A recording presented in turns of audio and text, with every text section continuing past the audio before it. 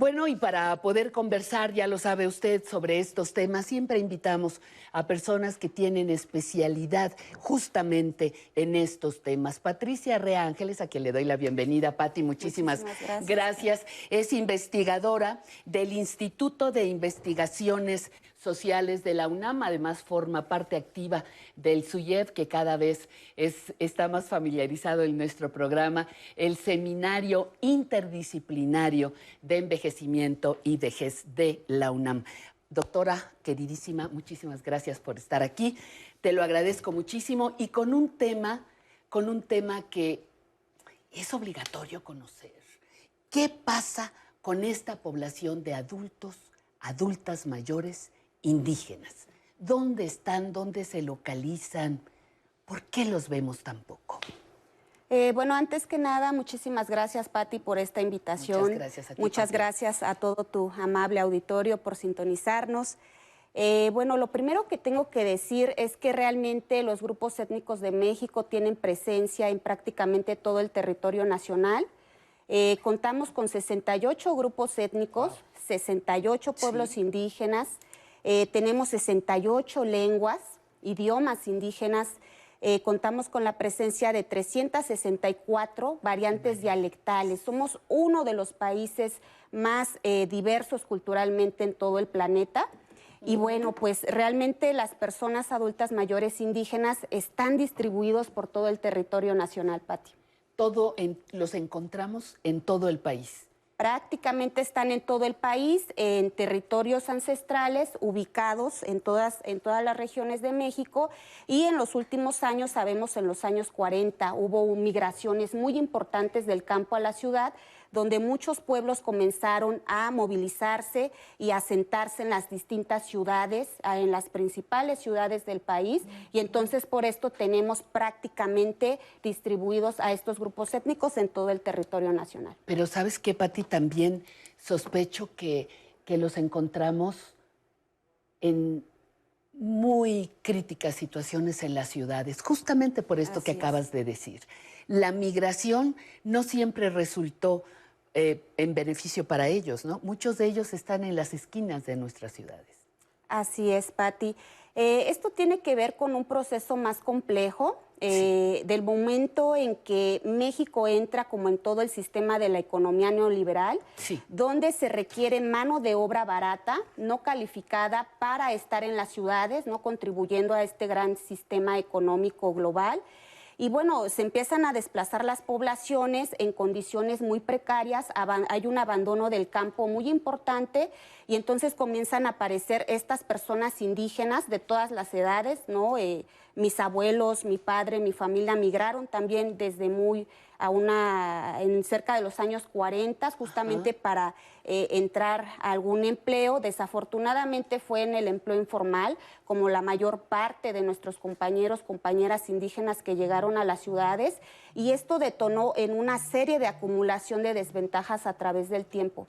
¿Qué quiere decir ello? Pues bueno, se insertan en el empleo informal, comienzan a aparecer sobre todo las mujeres en el empleo doméstico, ¿no? Tenemos a los hombres en trabajos como la albañilería, cargadores, les veía en estos espacios como la Merced. Comenzó a haber también mucha pobreza, ellos se asentaron en las periferias de la Ciudad de México, se me ocurre Guadalajara, Monterrey, prácticamente en todo el territorio, pero en condiciones muy precarias, ¿no? Sin servicios de salud, ¿no? Sin empleo, sin acceso a una jubilación, a una pensión. Fue un momento muy desafortunado para ellos. Afortunadamente, las generaciones más nuevas tuvimos la oportunidad, ¿no? de ir a las universidades con mucho esfuerzo y de comenzar a desdibujar esa parte que le tocó a nuestros abuelos y a nuestros padres, ¿no? ¿Corrieron mejor suerte quienes permanecieron en sus localidades? ¿En sus pueblos de origen? ¿En sus lugares de origen? Desafortunadamente no, Pati. La condición de los pueblos indígenas en México y especialmente de las personas adultas mayores indígenas en México es una situación realmente precaria, de mucha pobreza, de mucha marginación. Es necesario decirlo, el Estado mexicano ha atendido muy poco las grandes necesidades de estas poblaciones y Por ejemplo, ¿no? Actualmente el COVID-19 tomó por sorpresa realmente a las poblaciones y de ahí que muchas personas indígenas, sobre todo, bueno, en nuestros pueblos les llamamos nuestras abuelas y nuestros abuelos, por esta condición simbólica, ¿no? Son personas de mucho respeto dentro de los pueblos. Pues fueron quienes tuvieron el mayor impacto de este virus, ¿no? La situación actual, por ejemplo, en los pueblos indígenas, es que no hay hospitales, no hay una infraestructura hospitalaria, por ejemplo, no hay servicios de salud, no hay clínicas. Cuando las hay, no hay médicos, no hay medicinas. A veces llega un médico una vez a la semana, una vez al mes, cuando no había COVID. Ahora que hay COVID, pues menos, mucho menos. Claro. ¿No? Pero además de esto, Pati, no hay un sistema de salud intercultural que esté atendiendo demandas específicas, ¿no? Por ejemplo, el hecho de que no existen traductores dentro de estos espacios de salud que puedan comunicar al médico las dolencias que tiene un paciente, los síntomas. Sabemos que las personas adultas mayores indígenas en su gran mayoría son monolingües, entonces es muy difícil que ellos puedan comunicar cuáles son estos padecimientos que ellos tienen, ¿no? Y bueno, la salud es solamente uno de los grandes vacíos que existen y una de las grandes problemáticas. Otro punto importante sería la educación. Educación para la salud, la educación de la alfabetización, la educación, o sea, la educación global también sería, hay lugares donde no hay escuela, hay que caminar muchas horas para poder llegar. Así es, Pati. Hay que decir, por ejemplo, que para llegar a una clínica hay que transcurrir a veces horas caminando. Por caminos de terracería, ¿no? Y es muy compleja la situación. En el caso de la educación sucede lo mismo, ¿no? Hay que desplazarse grandes distancias, para poder llegar a una escuela. Y bueno, sabemos todo lo que pasa en México con el sistema educativo, pero se vuelve una cadena. ¿Por qué? Porque si no hay educación, no hay empleo.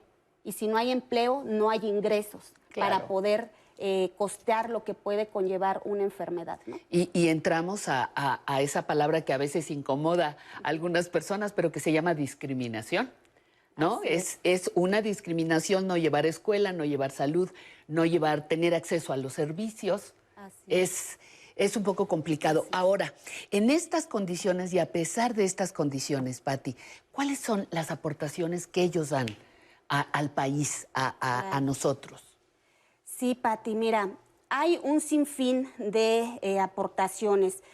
Durante mucho tiempo se pensó, o también el Estado mexicano construyó una imagen de las personas indígenas como únicamente personas analfabetas, en el atraso, en la pobreza. Y la verdad es que las últimas generaciones hemos tratado de deconstruir estos imaginarios, justamente visualizando los nuevos espacios de poder que estamos tomando, ¿no? Ya hay personas indígenas en la academia, hay personas indígenas en la educación superior, hay personas indígenas en la ciencia y la tecnología. Tenemos la presencia de grandes científicos en todo el mundo, ¿no? Indígenas mexicanos. Y bueno, esto hace un gran aporte a la ciencia y a la tecnología, pero también a la economía. Sabemos el importante papel que tienen las mujeres indígenas en la soberanía alimentaria, por ejemplo, ¿no? El hecho de que México sea uno de los países que cuenta con la mayor diversidad de semillas de maíz, por ejemplo, que es, el maíz es México, ¿no? El maíz es nuestra mayor riqueza y lo vemos ahora.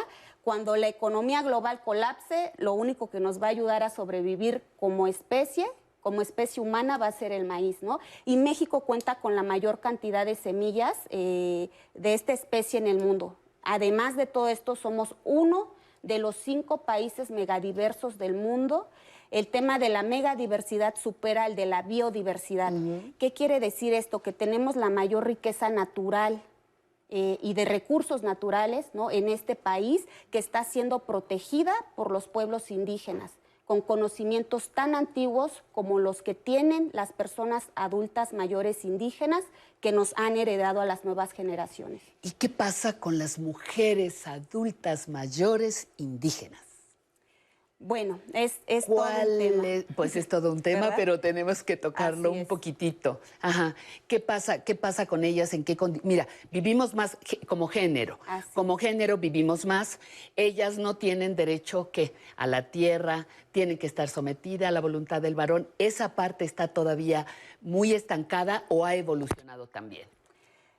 Pati, pues es que también hay que deconstruir todos estos imaginarios, ¿no? Cuando se dice que las mujeres no tienen acceso a la tierra, por ejemplo, es una realidad en términos jurídicos o en términos legales. Cuando se dice que tienen muy poco acceso o difícil acceso, por ejemplo, al ámbito de la política, hay que decir que las mujeres siempre estamos acompañando a nuestros compañeros varones, ¿no? Las decisiones... Acompañadas en este contexto, acompañando o sirviendo. Acompañando, Pati. Eso sí debe quedar muy claro. Sí. No hay una sola decisión que tome un hombre indígena que no se ha consultado con su esposa o incluso hasta con sus hijas, ¿no? En ese sentido sí hay que deconstruir porque creo que hasta ahora ha predominado una visión muy occidental del papel que jugamos las mujeres dentro, ¿no?, de los pueblos indígenas. Y bueno, cualquiera de mis compañeras no me dejará mentir que siempre estamos participando de las decisiones que se toman y quizá visiblemente en la apariencia no estamos ahí presentes, pero dentro de los hogares los hombres discuten todas las decisiones con nosotras, Pati. Sí. Bueno, tú ya fuiste a la universidad, tú vives en la ciudad, Sí. ya es otro contexto, ¿no? Sí, claro, pero tendrías que ver...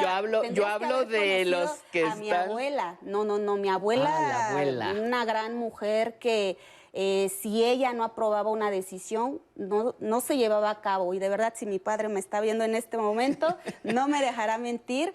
Mi abuela fue una mujer, porque bueno, falleció el año pasado, pero fue una mujer con mucho poder dentro de su familia. Y bueno, las mujeres dentro de los pueblos cuando llegan a esta edad, a los 50, 60, 70, 80 años, van acumulando mucho prestigio y mucho estatus. Ese es ¿no? otro asunto. Y eso sí. les da un papel muy importante dentro de los pueblos.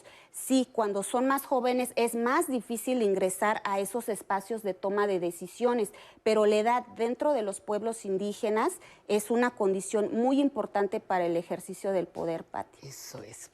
Oye, ¿y qué tenemos? Acabas de mencionar a muy grandes rasgos la problemática que hoy se vive. ¿Hacia dónde podríamos ir en este momento trabajando como país en beneficio de estas comunidades? ¿Qué tenemos que aprender de lo dado por ellos? Mira, Pati, lo primero que hay que aprender es que los pueblos indígenas de México están haciendo su trabajo. Desde la organización comunitaria, ellos están resolviendo muchas de las problemáticas que enfrentan al margen de las decisiones del Estado, que muchas veces lo que el Estado ha hecho ha sido obstaculizar, ¿no?, las decisiones que se toman al interior de los pueblos. Un ejemplo muy claro, el tema de estos grandes proyectos, ¿no?, que muchas veces vienen y saquean los territorios indígenas sin el consentimiento de los pueblos indígenas, pero bueno, los pueblos estamos resistiendo a través de muchas trincheras. Y bueno, a través de la organización comunitaria, ¿no? Sabemos que existen formas de organización a través de la asamblea, donde se someten todas las decisiones en todo el conjunto de la población, ¿no? Tenemos formas en Oaxaca tan tradicionales como el tequio, la mano vuelta, la solidaridad, la reciprocidad, con lo que nosotros mismos estamos resolviendo las problemáticas. Sabemos que hay apoyos importantes de parte del gobierno federal, a veces de los gobiernos estatales, pero por ejemplo, lo que está pasando con el programa de pensión para personas adultas mayores es que, bueno, se trata de una transferencia de dinero, ¿no?, a las personas adultas mayores que contribuye mucho a sostener la vida en cotidiano, ¿no? Pero no resulta suficiente para atender temas de salud, educación, empleo, etcétera. Pues yo te agradezco muchísimo. Gracias, Pati. No, al contrario, yo muchísimas gracias, te agradezco Pati, muchísimo que hayas podido acompañarnos esta mañana. Sé que son pocos minutos, pero son muy valiosos cuando son compartidos con personas especializadas en el tema, como es tu caso. Muchísimas gracias. Yo espero que sea la primera de otras participaciones.